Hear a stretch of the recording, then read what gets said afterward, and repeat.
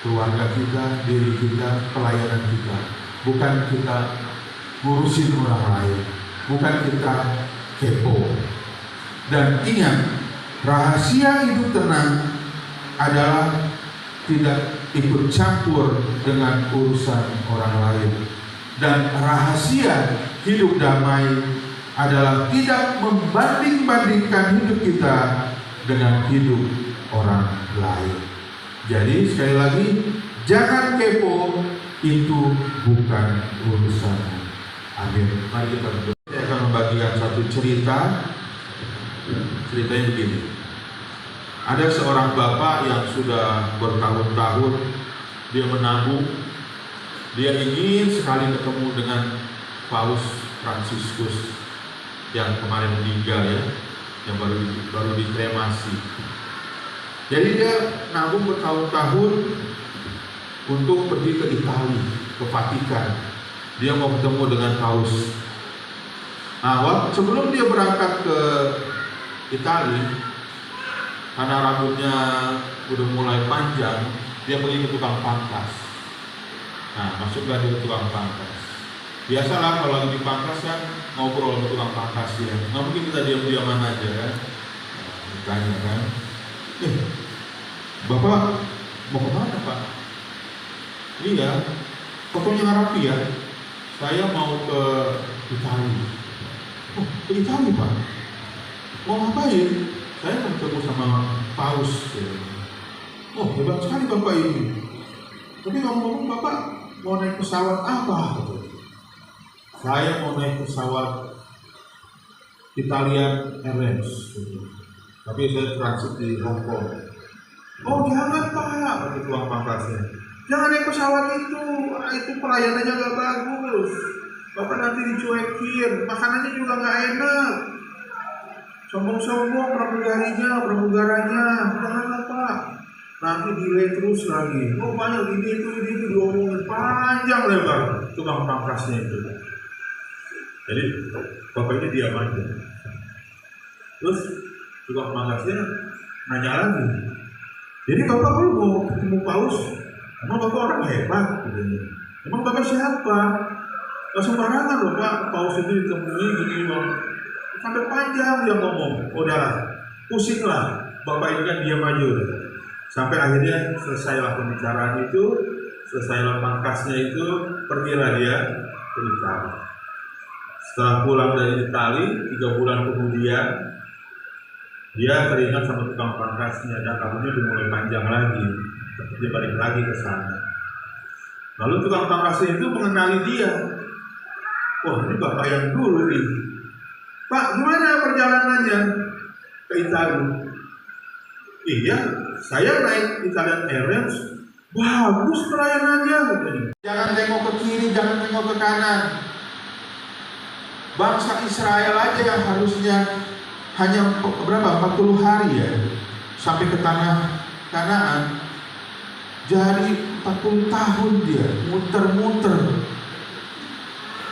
Karena bersungut-sungut terus hidupnya. Karena membanding-bandingkan, oh dulu hidup di Mesir enak, dapat daging burung daging, makan daun prei, makan ini segala macam. Di sini nggak enak makannya, cuman mana yang turun dari langit, ini lagi. Jadi nggak sampai dia. Fokus saja kita, jangan tengok kiri, jangan tengok kanan. Dengan tujuan akhir kita yang jelas.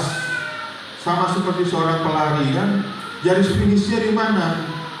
Gak usah kita ke sana, kita ke kiri, kita ke kanan. Nanti kita didahulukan sama yang lain udah masuk finish duluan.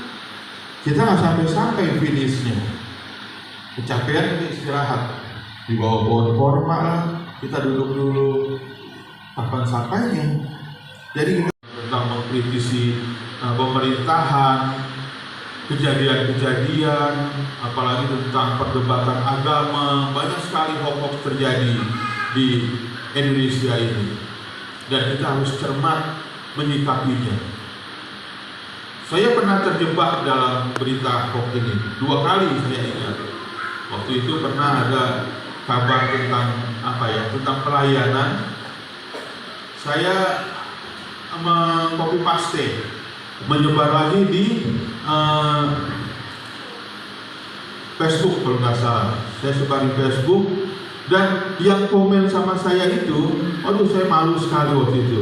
Itu adalah PM dari PPA, dulu belum naik jabatan.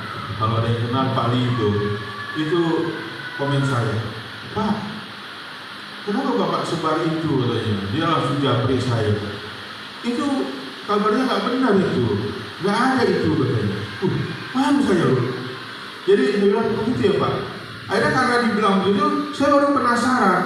Saya cari di ya yang bisa dipercaya. Ternyata benar bahwa kabar itu adalah kabar bohong, dan saya malu sekali. Lalu saya hapus dari story Facebook saya. Itu menyebarkan kabar simpang siur. Nah, ini ada satu hal yang cukup menggelitik juga di dalam pembahasan kita. Nah, kita lihat di ayat 22 bahwa Yesus tidak memberikan jawaban tentang rasa keponya Petrus. Namun di ayat 23 itu terjadi sesuatu yang tidak diinginkan. Di ayat 23 kalau kita baca,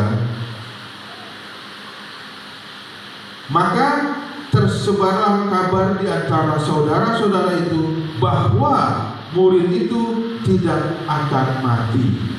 Dikatakan tetapi Yesus tidak mengatakan kepada Petrus, padahal Yesus tidak mengatakannya loh kepada Petrus. Yang Yesus bilang itu, jikalau aku menghendaki supaya ia tetap tinggal sampai aku datang, itu bukan urusanmu. Tapi lebih sibuk dengan urusan orang lain, sehingga kita lupa akan tanggung jawab dan panggilan kita. Ya, karena kekepoan Petrus dan bertanya tentang orang lain, murid yang dikasih Yesus, sehingga dia lupa akan panggilan dan tanggung jawabnya untuk mengembalakan domba-domba milik Tuhan. Padahal sebelum dia dikasih tugas untuk mengembalakan domba-domba itu, dia ditanya dulu loh hatinya, Petrus, apakah engkau mengasihi aku? Sampai berapa kali Bapak Ibu? Sampai 3 kali. Itu menggugah hatinya. Tapi itulah yang namanya manusia. Baru saja dia dikasih mandat begitu, udah lupa lagi dia. Langsung dia mau membandingkan dirinya, langsung dia kepo bertanya bagaimana kehidupan Yohanes di kemudian hari. Istri membandingkan suaminya dengan suami orang lain, bahaya itu. Suami orang lain lebih mulus, lebih ganteng, lebih kinclong, lebih kaya, lebih mapan. Wah, bahaya ini. Apalagi udah dilirik juga sama suami orang lain, tambah bahaya lagi. Suami-suami juga lihat istri orang lain lebih glowing, lebih pintar, dan sebagainya. Itu juga hati-hati. Jangan membanding-bandingkan diri kita dengan orang lain. Nah, Petrus ini melakukan pembandingan dengan Yohanes waktu dia menanyakan dengan Yesus apa yang akan terjadi dengan dia. Ceklah, check out. Waktu itu pernah ada yang murah ya, rumah sakit yang di dekat perumahan Pemda itu yang baru kan, cabangnya Jagersi kalau nggak salah itu check up hanya 1 juta berapa ya, 1.200.000 kalau nggak salah, seluruh badan. Sampai kawan kami ada Pak Pendeta Buce udah check up di situ. Tapi saya nggak mau, karena saya punya pikiran semakin saya banyak tahu tentang tubuh saya, apalagi kalau udah ada dikatakan ada bibit penyakit kanker atau jantung segala macam, itu malah jadi pikiran nanti.